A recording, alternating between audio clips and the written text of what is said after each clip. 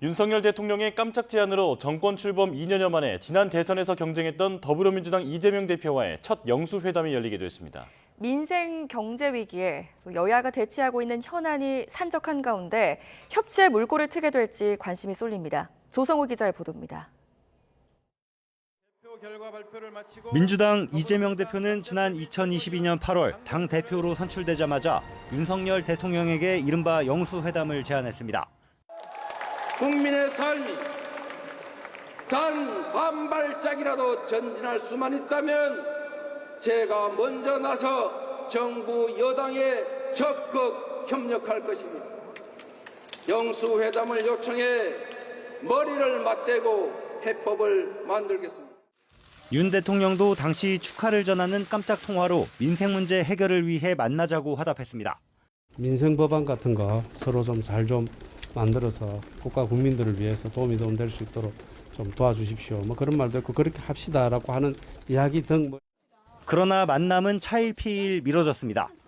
양자 회담을 원하는 이 대표, 여야 대표와 단체 회동을 염두에 둔 대통령실 사이에 간극을 좁히지 못했다는 게 이유로 꼽혔습니다.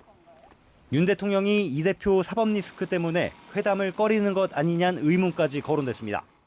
대통령이 지금 범죄 피의자와 면담할 때는 아니라고 생각합니다. 도둑 우른한데 도둑은 누가 도둑입니까 도대체?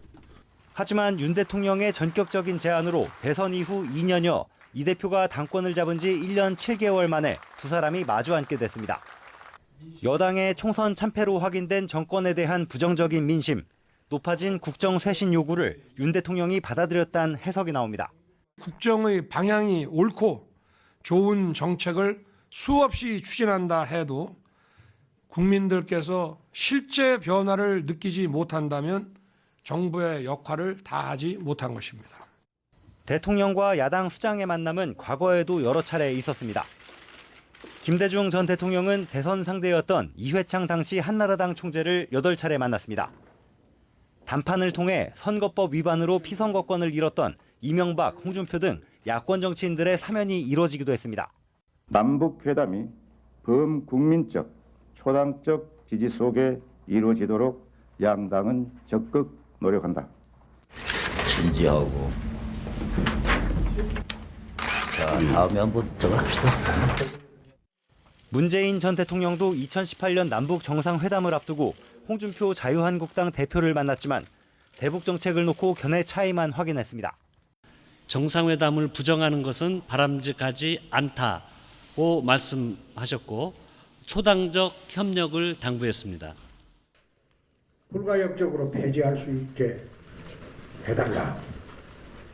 단계적 폐기로는 동의할 수 없다.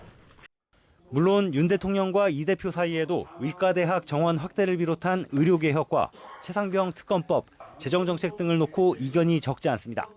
민생회복지원금을 포함해서 민생회복 긴급조치를 제안드립니다. 국민들 다수에 필요한 정책을 하는 것을 누가 포퓰리즘이라고 합니까? 윤석열 대통령 취임 이후 처음 이뤄지는 이재명 대표와 회담이 22대 국회에서도 이어질 여소야대 강경 대치 국면의 실타래를 푸는 협치의 계기가 될지 주목됩니다. YTN 조성호입니다.